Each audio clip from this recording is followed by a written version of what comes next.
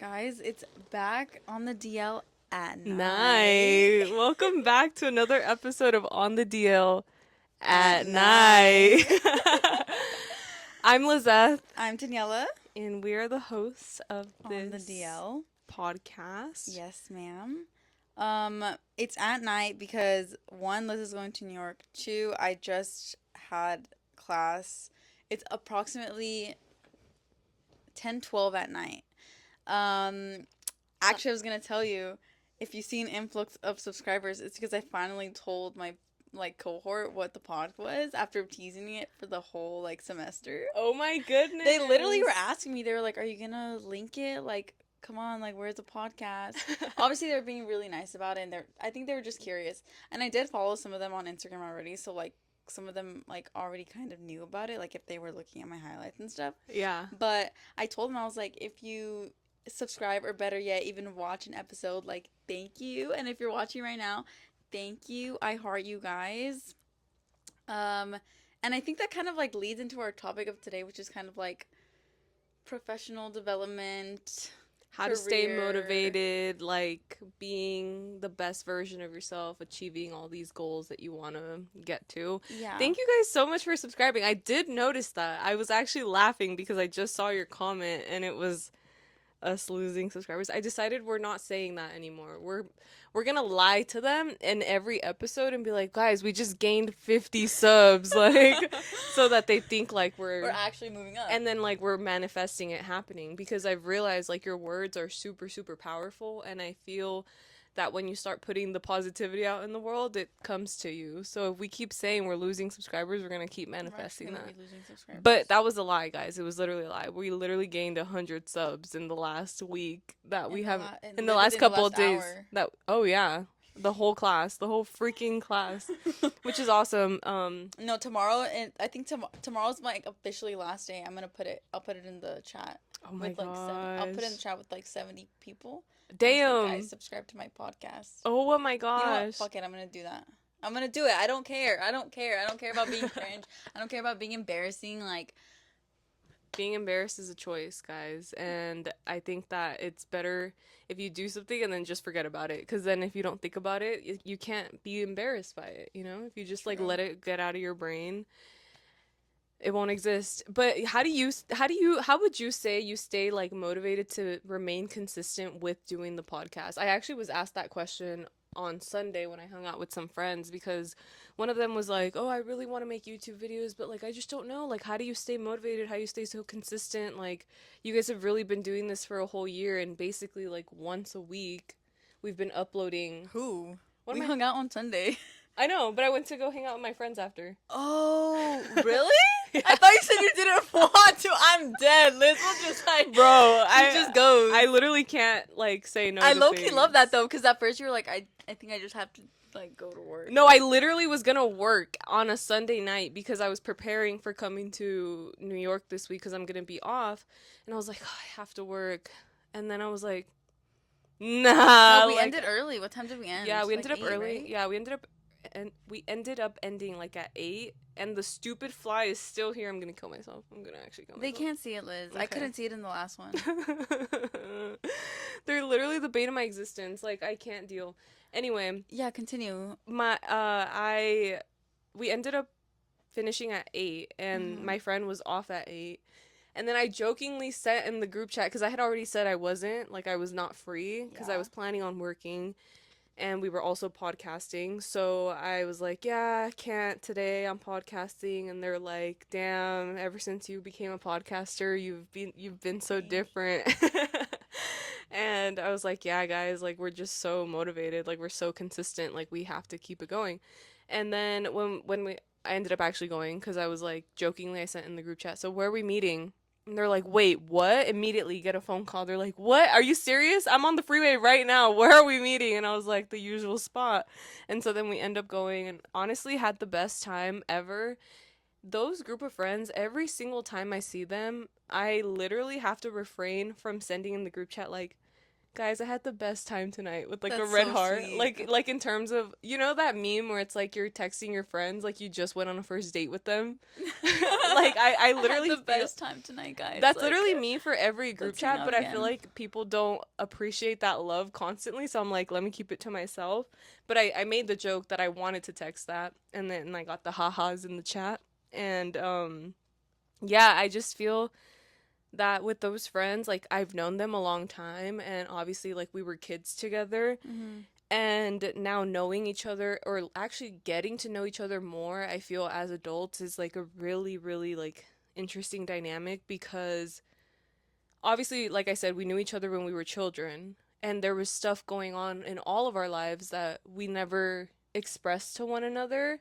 We're basically like rehashing what our traumas were during that time, but without having told each other when it was happening. Mm-hmm. Because now it's like time has passed, and now we can reflect back on like, holy shit, like being 12 was actually really hard in a lot of different ways for all of us. Like we all had different like difficulties, and yeah, it just like having those conversations brings you so much closer to one another. And I feel after that I was like, damn, like we really are locked in for life. Because even earlier that like that day we were talking to our friend, and she was like, we need to celebrate like our friend anniversary. And I really thought and sat with them, and I was like, wait, we need to celebrate our anniversary because we've known each other what, 14 years? Like that is nuts, you know? And we never really calculated it, but one of my friends, his birthday was December his birthday is December 21st.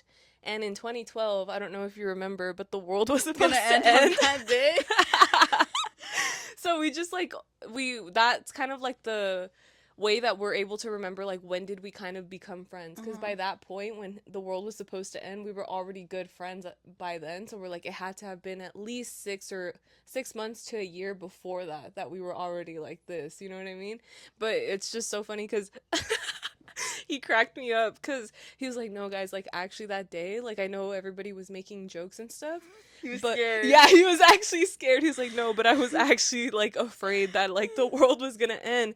And then he was like, but then I thought about, well, it's already December 21st in Australia and they're fine, so we're I'm gonna be so okay. dead. And I could not stop laughing. I was just like, dude, like our 11, 12-year-old minds like thinking that way Yeah. is like hilarious, you know? And I'm happy the world didn't end that day, but if it did, dude, like we would not let him live it down. Like it just would not, like it What do would you be mean? We such wouldn't be alive. it would just be such a Kyle thing for that to happen. Like the way that we Oh, know to him. end on his birthday? Yeah. Like no, from the fucking grave, we would not let him live it down, you I'm know? dead. So then what did you say? Okay, yeah. So I think I ended up just saying, I think when you really want something, anything like you're gonna act in ways that are always gonna make that be your priority. Do you know what I mean? Like there's not a thought behind it. Like the way, so I always view things like as mandatory and non-negotiable.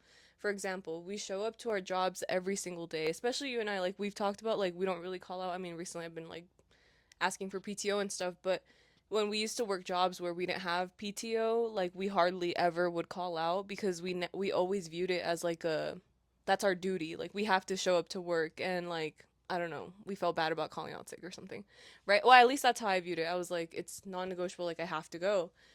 And I feel that I wanted to start treating other parts of my life that way because I'm like, dude, I don't even care that much about work. So like I should also put that amount of like care and like importance to other aspects of my life so that I feel like it's it's rewarding me the way that I want it to like reward my brain. Does that make sense? Yeah, I get you.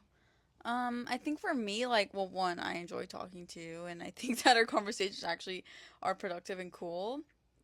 And sometimes I feel like we should be recording when we're not, like, when it's not podcast time, because I feel like that's when our actual cool, like, our coolest conversations are not recorded, That's true. you know? But also, a lot of our conversations that are, it basically it's like unfiltered, so it's kind of like we can't post it online, but Yeah. it's fine, whatever. We will get to a point where we're super comfortable being online, right? Yeah. But I kind of agree with you. Like I'm kind of like, well, not that I want podcasting to be my career, but I do want it to be something consistent, which it is. It's something consistent in my life, but which it is something that I really appreciate because I strive for that like kind of consistency. Yeah. And so coming every week, talking to Liz, talking to you guys, and like talking to you guys online, even though I don't actually know anybody or like have even met some of these people, like it's like It's like fun. yeah, it's like fun, but also like kind of reassuring. Yeah, that you're not just speaking into the void. Yeah.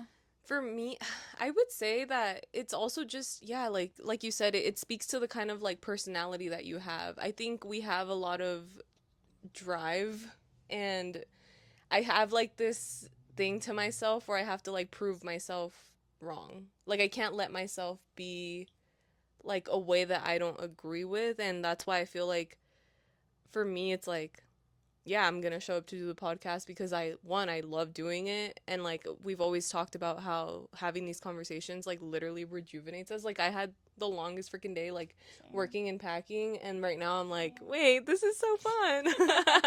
So like obviously it's that, but it's the same way I made the analogy to my friend, like for example, because they also want to get into taking care of their health. And I told them at the time when I first started going to like to the gym consistently or just like being active consistently, I started viewing it like I said, like non-negotiable, the way that people will show up to school, do their homework and go to work, like like those two things I feel like have always been non-negotiables.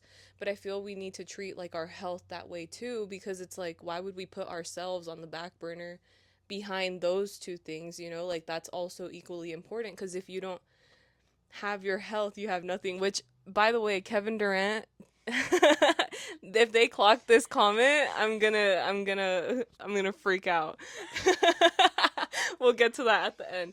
Anyway, yeah, like when we get to the health aspect of our lives, I just feel like we owe it to Yeah, ourselves to. that should be a It's a non-negotiable, especially non-negotiable. it should be because especially in this society where health is not treated as a non-negotiable, like Yeah, they don't want us to treat it that way. They want us to be dependent on like all these supplements and these like fads they of like want you to nutrition. die. Exactly. They want to sell you health instead of you taking the action of like you know, like putting it for like in your hands to like be active. Like I just feel like yeah, if you can't move your body, like nothing else is going to matter. Like if you can't, I don't know, like if you're able to, you should. Obviously not everybody's able-bodied, and I understand that for whatever health complications or other reasons, but I think if you are physically able and you have the control to do something about it, then definitely it's something that shouldn't be negotiable in your life.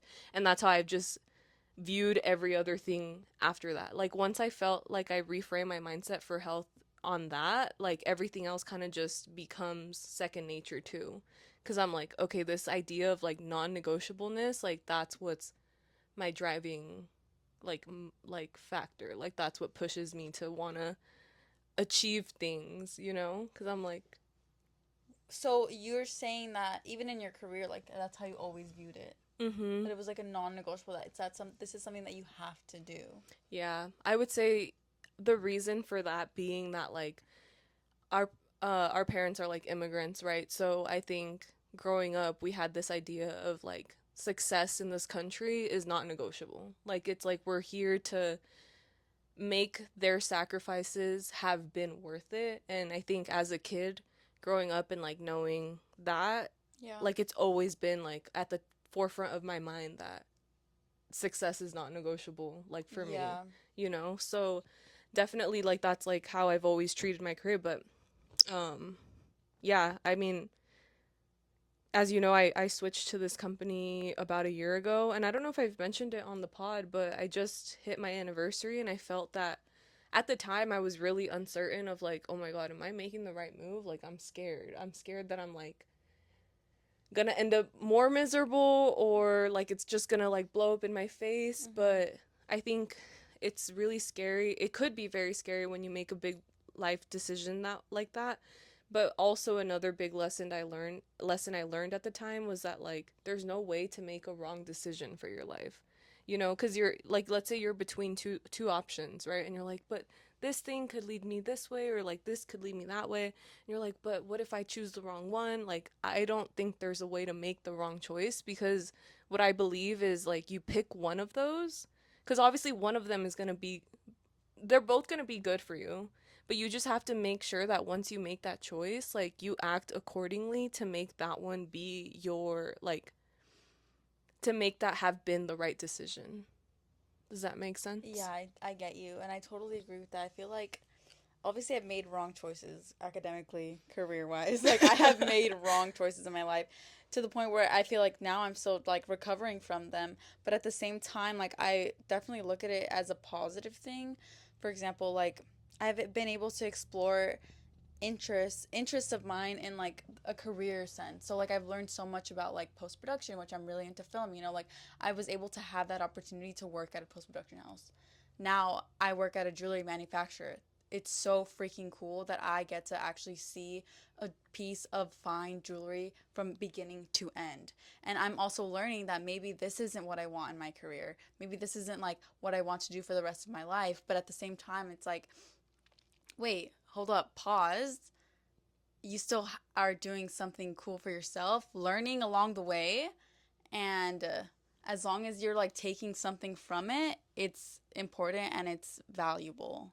Definitely. And so that's kind of like where I'm at now is like, okay, like I'm making the move, I'm trying to make the moves to further myself in my career after like for so long. Because for me, like ever since college, I've always hated how like here in America and probably other countries as well, but I can't speak to that because we're American. But like, I feel like here in America, we make our careers our personalities. And I've always fucking hated that because I never really knew what I wanted to do, even in college. Like, I Yeah. was literally traveling from major to major, you know? And so I feel like that kind of idea kind of put me in the mud in a sense because I was like, well, if I'm not, I don't know what to do, like, why am I even gonna try? But now I'm kind of like, after doing my fellowship and after like learning a little bit more about like the professional world, I'm like, well, I think it's just a learning process. Like, I think like all of the political and multifaceted ideas of professionalism and like I still have like this view of it that I'm not completely open to because I feel like it is a little bit fake in a sense. Mhm. But I'm definitely learning that it's just a process and you just have to it's like it's literally just a learning Yeah. experience. Yeah. I was going to mention that I today literally saw a TikTok about somebody saying that the one thing about the US that other countries don't do is prioritize their career and I hate make, that. yeah, like people in Spain, for example, like, or European countries, they live life and then their jobs are secondary. I'm Exactly. sure in those countries they don't go to functions and they're like, "Oh, so what do you do?"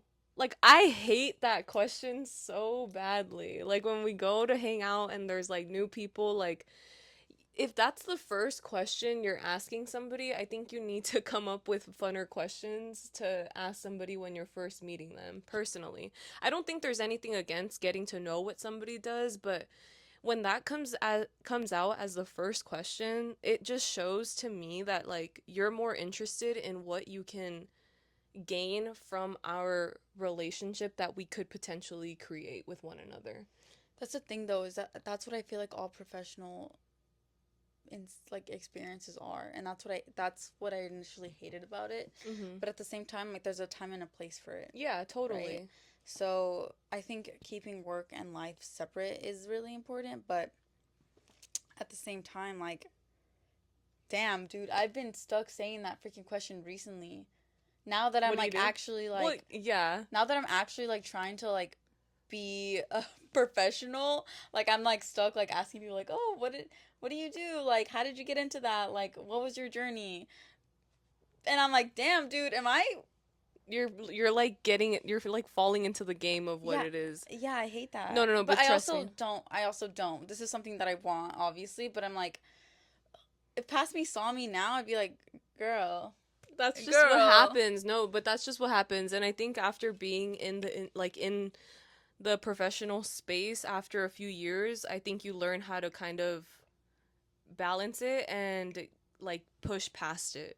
Do you get what I mean? Because I think that was also me when I first was getting into like a professional space as well. Like obviously like that's all I really knew to ask or cared about, but now that I've been in it and I'm like speaking with different kinds of people on, you know, on a regular basis, like when we have like meetings with different partners and stuff like that, I think the main thing I've taken away is that people like nobody likes working as much as they make it seem like they like working.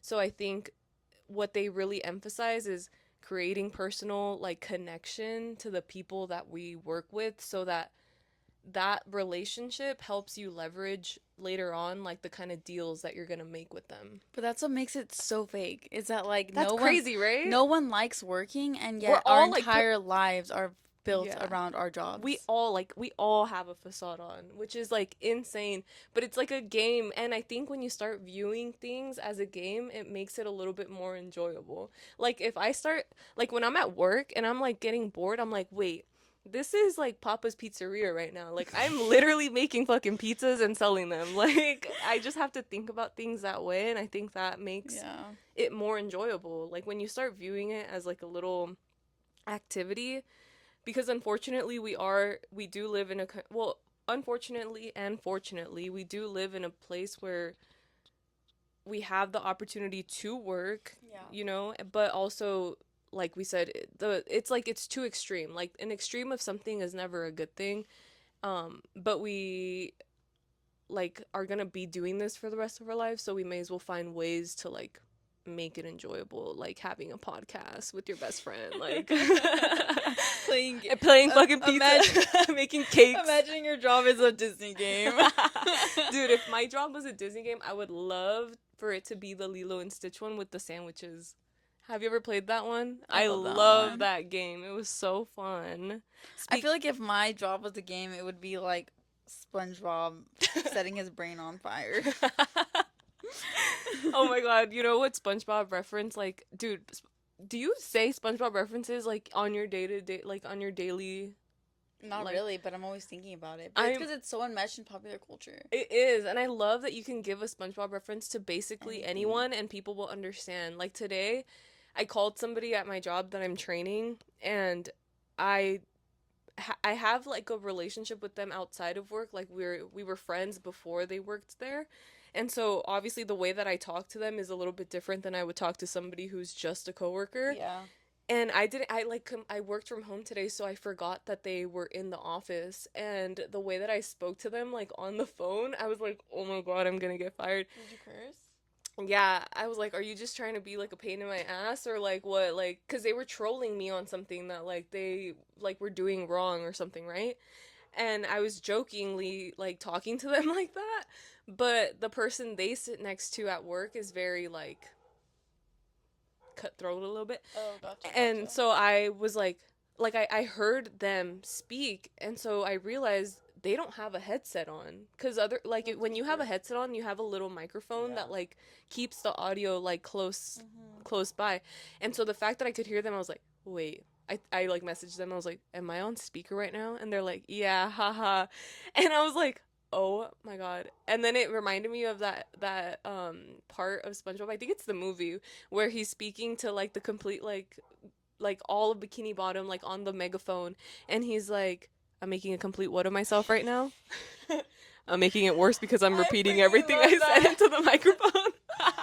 And like I said that and I was like cracking up, and then they understood it completely, like what reference I was talking about. In fact, I was like, oh, you know that episode? They're like, no, it's the movie. And I was like, it is? They're like, yeah. And I was like, damn, like they know their SpongeBob. Like anybody knows SpongeBob, and I freaking love that. Like I like literally anything can be a SpongeBob reference. Remember when all those memes would come out, like the Mr. Krabs one? I literally was talking about that one today, the Mr. Krabs meme.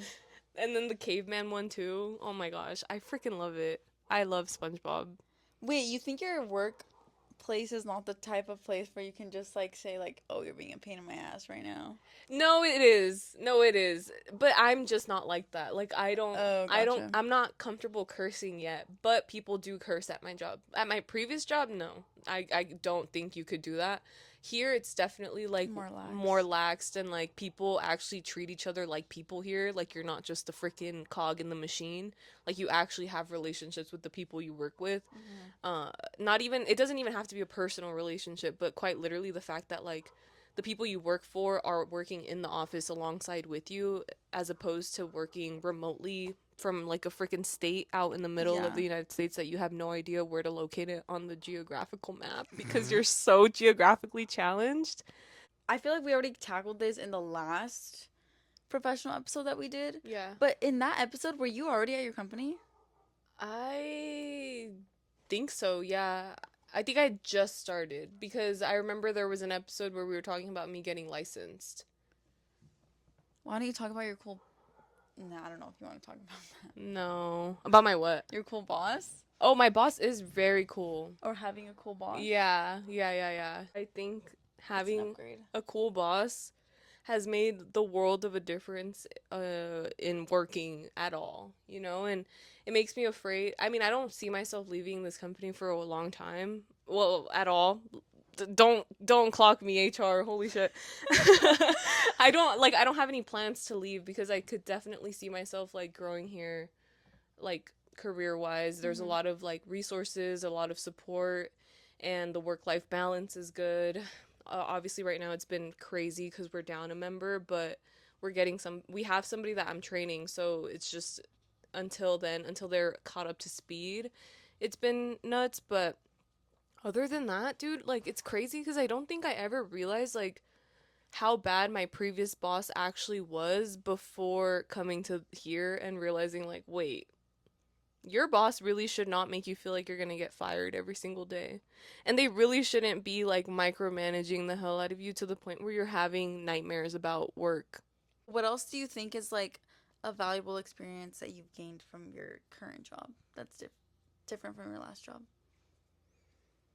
I think the way that they frame our job now, well, one, I feel more competent. Like I feel that I have more trust. Like I'm trusted more in handling like big things. Mm-hmm. Whereas before, like it was very like high stress because like you were so afraid of making one little mistake. It made it seem like it was like the end of the world, and then you come to realize like, wait, it's not the end of the world. You're actually just crazy, you know? To my previous boss. Anyway, so I think it's that. Like I've learned to be able to trust myself more because I've been given the trust to just like Yeah. operate autonomously. Is that the word? With autonomy. Mm-hmm. And I think I'm gaining more of a like a business acumen centered like mentality in terms of, have I ever told them what industry I work in? Maybe. Like it's really funny because you wouldn't think that the industry I work in could be thought of as deals, like we're working on a deal. But when you really, really like think about it, it kind of is a deal because they're contracts that are being put in place between two entities that are usually needed for whether they're like purchasing a property Mm. or I don't know, different things like that. Like this contract is needed, people will figure it out, I'm sure, if they understand what I'm talking about. But viewing them as deals and kind of knowing how to like negotiate between you and the person that you're working with, it like I feel like it's given me more of that like business savvy kind of mentality, and like making me feel more, it's basically like brokering. Like I feel more confident in being able to like navigate like the brokering of a deal between our company and like another like agency that we might work with. So I feel like it's given me that. Like I think in a few years, like I'm gonna be like very, very smart, I think. Like I'm just picturing Liz in a business suit right Yeah, now. dude. Literally just imagine me with the freaking briefcase like Like pulling up. you're giving freaking the mom from Rugrats. Yeah. Yeah, exactly. Like with that freaking little Yeah. head, like the little earpiece and everything. Yeah, you can envision me that way. Is that something that you envisioned for yourself when you were younger? I've always envisioned myself being some form of business lady. Like I'm not even joking. Like you mentioned, you never knew what you wanted to be, right? But you, but I feel the same way. Like I never knew what I wanted to be, and don't let my mom hear this because I swear to God, one time I was like 5 years old and I You said, told I want to us. be a doctor. And she was like, I thought you wanted to be a doctor. Bro, I was literally 5 and she doesn't let me live it down. Anyway, but when I was like going through school and like being in high school and everything like that, I always envisioned myself being some kind of boss, like some kind of business lady. And I don't know, I feel like I could get there, but I'm a little bit scared. I don't know how to Of navigate. what? I don't know. I just don't know how to get there. Well, you're low key getting there. Yeah, I don't know how to, but I feel like I'm in a Good good hands. position to get there because having a good boss, like I mentioned, like they look out for your best interest. Yeah. Like they try to put you in rooms that you probably wouldn't have been given the opportunity to do if they weren't there like looking out for you. So for like in our industry there's also like different kinds of conferences, whether they're like for learning and networking and things like that, that I mentioned that I want to be part of or like be invited to one. And my boss like literally heard that, and in a few weeks we had like a meeting with like one of our partners, and he literally at the end of the meeting was like, oh hey, like I just wanted to introduce you to the lead on my team, like this is Lizeth, like she's been great, like all this stuff, and she's really interested in like I forgot what exactly he said, but she's very interested in like advancing her career and like going to like one of the like learning conferences and everything like that. So don't you guys have one coming up in May? And the guy, or like whatever he said, and he was like, yeah, I don't know if it's in May or if it's later down the line, but we definitely used to offer something like that. So let me keep that in mind. He's like, oh yeah, like just put her on the list for that. And so he's like, okay, yeah, for sure. But then it was my fault because I didn't follow up and I didn't like remind him. Hmm. But like even just that little Yeah. moment, it just shows like okay, he listened to what I wanted in my review, and he's actively like working on it, even though it shouldn't even be up to him. It should be more so up to me to like really push for that, you know? But But he's giving you the opportunity, which is exactly. And like he obviously like believes in me too. So I feel like yeah, like that is so invaluable. Like having a boss that genuinely cares about you and like wants you to reach your goals. He basically is like whatever you want or need to get to where you want to be, like let me know and we're going to make it happen. But I'm like I don't know how or what I want. So like I don't know what to ask for. I think that is the part of my life that I'm trying to figure out right now. Like yeah. I don't know. I don't know. Like there's so many question marks that I'm like this could really go in a lot of ways. There's still so many different kinds of careers in this industry that you can take on, and I just frankly like I don't know them all, so like I don't Right. really know what I want from it. So I'm kind of like fuck, like I need to get it together cuz if like he's advocating for me, then I need to be there to like be like, well, this is what I want. Like I need to give direction, you know? Otherwise I'm just going to be lost. But that's the next season of my life, like figuring out what I want, bossing up. How do I boss up? I don't know, guys. I don't know. There's only so many TikToks I could watch that could tell me what to do. Like at this point, I'm like, damn. But honestly, for what like path I was given in life, I have to remind myself to give myself the flowers and like be Yeah. like, because I think it's really easy to be like, I haven't done enough, right? Because I still feel like that because I at this point envision myself having retired my parents or something, you know, like Girl, in this economy, that's what what? I'm saying. That's what I'm saying. Like my 12-year-old self obviously like feels disillusioned with the state of the world, and obviously I was envisioning having like influencer level money or something cuz those are the only kind of people that could genuinely like retire their family at a young age cuz damn, they'd be making hella money. So I think like when I was young, I envisioned like being like that well off to the point where like my parents didn't have to work anymore.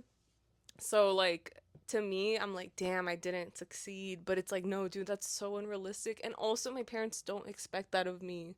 Like it's literally a self-imposed expectation. Like nobody they've never once been like, so you're gonna take care of us when we're older, right? Like my mom's always been so like I know there are some parents out there that are like, yeah, you have to take care of us when we're older, but my parents are not like that. She's always been like, listen, like we didn't have you to babysit us when you're older. Like obviously, yes, it's a nice thing to have a good relationship with your children, but that's not the expectation. Like we are Hmm. going to figure it out for ourselves, and like we'll be okay. But in the back of my head, I'm still like, no, like I have to help them. Like, Yeah, of that's course. just like what I feel like as a kid, you just have like that idea. Yeah.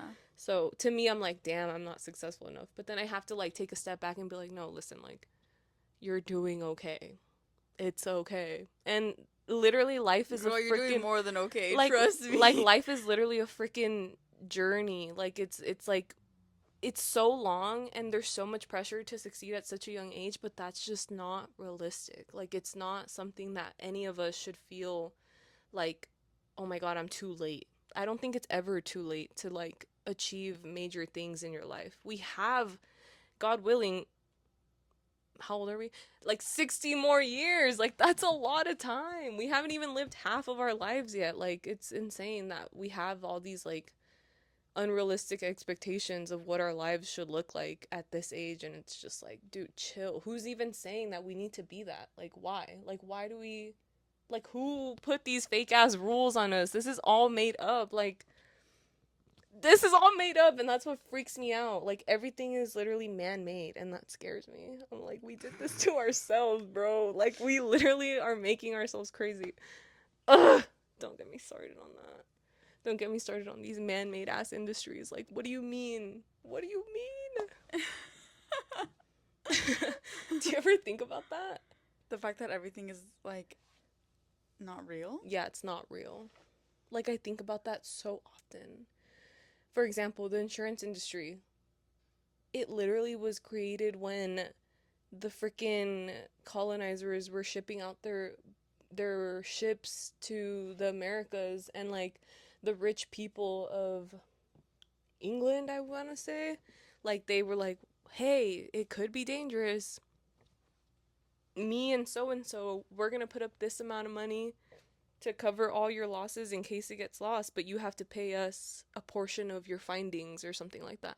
And that's how insurance was created, basically. Like it was like just people talking, and I'm like, dude, we don't, and it's like boomed into like $1 billion industry. Same goes with like stock market. Like I think about how the stock market is fucking made up too, and I'm like, That's like something that I don't understand and I'm not trying to understand, but like what? like it's literally gambling. It is gambling. Like how is our retirement literally based on gambling? Like it's no better than Prize Picks. No, it's quite literally not. No. And especially like seeing how like crazy people were able to manipulate the market during 2020 with like Dogecoin, or even just doing like all those big dumps. Yeah. Like I'm like, damn, this shit is like crazily like man-made, and it's all in the control of certain people. Oh man, yeah, don't even get me started on gambling or retirement. That's nuts. What do you feel like you're looking forward to in stepping into like into that new like period of your life? I'm Or do you not. have any like concerns? Um, I feel like I feel like right now it's like everyone's talking about how like the job market sucks. It's so fucking trash. And it's true. It literally is horrendous. But you know what? There are people getting jobs. Like people in my cohort, they're getting jobs and it's like really refreshing to see people and it actually is kind of like inspiring, but at the same time it's like so freaking hard to like actually believe in yourself because you're not getting those interviews, you're getting all those rejection emails, you're not even getting emails back. Like like it's so hard to actually think that you can do it and that you can progress. And I feel like that's not something I'm looking forward to, is that having to stay like hopeful and having to like be persistent and like having to have the motivation for it when the world is literally crumbling in front of you. It's like I'm not looking forward to that. Oh shit. I'm also not looking forward to like breaking into a new industry and like having to like learn everything, relearn everything, and like because I think about like my current job right now is so anxious and like so scared to even make a wrong move. And I'm like, wait, if I start a new job, I'm gonna start right at zero again. Mm. And it's like I don't want to feel that way again. But I know that like the workplace that I'm working in is not like an average workplace. So I'm like, okay, if I'm gonna go anywhere, I know it's gonna be a step up because I can't get any worse than this. Well, the one thing I will say about your current job is I feel like it's definitely like giving you a strong backbone for I don't want dealing. that. No. No, I think it's good because I think it's good to have a strong persona going into any industry because I think unfortunately more often than not there's going to be very like potentially toxic people you don't want to deal with, and you have to be able to like stand up to them and not let them like walk all over you, and like maintaining boundaries, you know, because it's just like people suck, like it's just like one of the like things in life that you have to learn how to deal with. So I feel like hopefully that experience is giving you like, okay, you know what, I'm not gonna let people like walk all over me or anything, and like moving forward like you'll know how to navigate situations like that. And well, the hope is you literally quite literally never experience something like that again because like what the fuck. But that, yeah, I feel like you said, like with everything that you do in life, like you have to just take a little bit of something from it, and then like whatever is next is like you're not gonna feel like you're fully at square one because you'll have that Like some kind of uh-huh, background. Yeah. exactly. I guess that is like the I think that's just what life is. Like you get Yeah. some background in something, like you learn something. Yeah. Hopefully you're learning, you know? Yeah. But I don't know if there's anything that I'm actually looking forward to. Like I said, I literally never imagined like a perfect career for myself. Like I don't know. Still, I'm still figuring it out. Even though I'm Yeah. like, I guess we're only 26. Like we're always gonna be figuring it out. Yeah. But I'll even tell you, like my boss, he's lived so many lives. Like he's only been in our industry like 13 years, right? And that sounds like a long time, but in the it's grand not scheme like of things, his compared life. to his life, it's basically nothing. Like it's the smallest amount of time that he's spent doing something compared to the other jobs that he's had. And the one thing he told me is like I never envisioned like he never obviously envisioned himself being in this industry. Nobody does. You kind of just fall into it. No, I'm being dead serious. Like unless your family is in it and like you're maybe Yeah. from like the Midwest or something, you're not getting into, trust me when I say you're not coming into this industry with your Yeah, like no one is like, oh, I want to do this and this and this. Like, oh, my dream job is this and this. Exactly. Like nobody says that. The only person I met that was like, yeah, like this is kind of what was always in the cards for me was from Canada, and like her entire family is in the industry. Really? So only for that reason she's like, yeah, I've seen the opportunities that it's granted my family and I wanted to like do the same. But see, you have to have like your whole family be part of it, otherwise like it's not like something you think about. Does she have some kind of like nepo? In a sense, yeah. Yeah, I'm sure they're the ones that helped her like secure the job in the first place and everything like that. But what I was saying about my boss is that he said, he's like, I never envisioned myself having a career ever. Like, no idea what he wanted. He's like, I never knew what I wanted to do in my life ever. He's like, the only thing I was ever sure of is that I wanted to be a husband and I wanted to be a father. That's it. And he achieved those things. And so it just shows that life really doesn't have to be all about our careers. It all kind of just like fell in place for him. And he was a fabulous husband, and he's been an absolutely like stellar father. And I Mm-hmm. think for him, like that was enough to feel fulfilled. And the fact that he said like I never saw myself doing any kind of job, I was like, that's pretty Real. reassuring. Real. Real AF, for real. Yeah. So hopefully that like helps anybody watching that like feels uncertain, or like why don't I feel like I have an idea of what I want in my life. It's like, dude, not everybody does, and that's okay. Yeah, and also like you probably don't because like probably your purpose in life is probably not to have a job. Like your purpose in life is to probably have amazing friendships or have Yeah. kids or be married or travel the world. Like Or to be hot and have fun. exactly. So with all that being said, don't let these like fake institutions literally made up by men, like why did we create these things to give ourselves like stress and anxiety, like don't let that be the reason why you're stressed out tomorrow, you know? view other things in your life as non-negotiable, and like your job can be a little bit secondary. Like obviously it's a priority, but like let's like pour into cups that make us feel happier and not like be so like high strung on these jobs. Yeah. You know, because it's just like not worth it. It's more fun to have a okay, I'm not saying it. I was gonna say have a mediocre podcast on YouTube, but I'm not saying that anymore because we're manifesting greatness here, you guys. We love every single one of the people that have been supporting us from the beginning. I mean, like, it's still a good number, you know? Like, it's still like, what the heck? Who would have envisioned It's that? okay. We're not defined by numbers. You're right. Numbers are fake. They're literally man-made. They're fake. They're fake. They are. But I do want to plug my fellowship because I'm ending it, and I want to say that I went into it kind of like literally having the worst day of my life at work ever, and I had such a good motivational, inspiring time right afterwards. And I went into it kind of saying like, oh, what I want in this is like confidence in the professional realm. And while I'm still gaining it, while it truly is like a lifelong experience, I'm obviously not going to spend 3 months like building confidence, right? Like it's literally lifelong and you have to gain it through experience. But I want to plug it. It's called Co-op Fellowship. It's located in the Bay Area, LA, Chicago, New York, Dallas. If you're in any of those cities, like, and you are a college graduate and you are underemployed or unemployed, you should apply and really just give it a shot. Even if you're not interested in data analytics or digital marketing, like, you can gain so many skills that are applicable to many jobs, and you're just gonna gain a network that is gonna support you and in anything that you really want to do. Yeah, and I think that's super valuable too. Yeah. Like literally just meeting as many people as you can. Whenever you have the opportunity, you literally never know who you're talking to. You could be talking to the next Bill Gates. You could be talking to the podcast co-host of a mediocre podcast on YouTube. Yeah. Yeah. You know that little girl that came out on Barney that like sang a little song?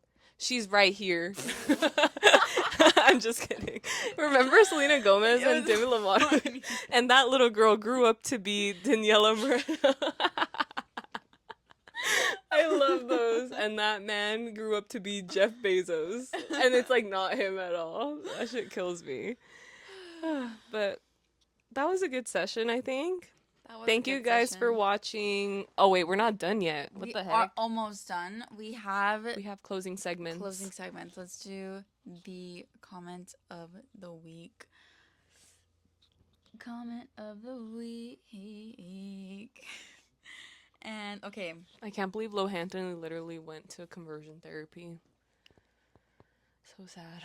R.I.P. Lohanton. Literally heartbreaking. I know. I'm he sure was one of, yeah, I'm sure. He was one of my favorite YouTubers back in the day. Kevin Durant 4304 said, "You're so right, Liz. Without communication, we have nothing. Have a safe flight and trip to New York." Thank you. I think what they do is they watch the first 5 minutes and then they watch the last 5 minutes and they watch the middle 5 minutes so that they can get like a summary of what we talked about. And also, I don't remember what we talked about in last week's episode. You said that communication, we have nothing. No, I remember saying that because I remember at the end I felt really silly. We talked about like 10 different topics. Dude. Damn. Yeah, that was a babble episode. This was more of like a focus episode. If you're new here, we do tend to flip flop. Yeah, every single week we'll do like one week will be more of a topic episode and then the next week will be more of a babble episode, just to satisfy different audiences. Like, if you want to actually pay attention and have an attention span, you can watch this kind of episode. If you don't and you just want to like listen to 5 different conversations in a span of 50 minutes, then you can watch our babble episode. Definitely. It also helps us practice different skills too, because I think when we have more of a topic to like stay on track of, would you find that's a little bit more difficult, I would say, than just being able to say whatever comes off the top of your mind, but also like trying to say things that just come off the top of your brain and trying to make them into cohesive like things to talk about. I think that could also be very challenging. Talking is just very challenging in general. Yeah, that's true. Yeah. Okay, screen time. Screen time. We also do a screen time segment, and the purpose of screen time is to like reduce our screen time. Is that so you guys can embarrass us? you guys can shame us into having a lower screen time every week, but no one actually cares because everyone, I think the majority of people who watch this, their screen times are probably like Higher 8 hours. than ours. There's no better motivator than public shame, I will say. So the screen time for me last week was 5 hours and 40 minutes. This is still the same week that we filmed the previous episode, and I'm gonna attribute that to being out on the water for 3 days in a row and being like this. And then Daniella's screen time for this week is 4 hours and 33 minutes. very good. She always beats me. She's better at being off her phone. Well, I just think that recently I haven't been on my phone, but I've been on my laptop. So, but I'm also on my fellowship 3 hours a day. Yeah. So yeah, that's it, guys. I hope you guys are having a great week, and yeah, happy June. Woo! Happy Pride. We didn't say to those who celebrate. We don't celebrate, but like we just wanted to let you guys know Happy Pride. Happy Pride Month.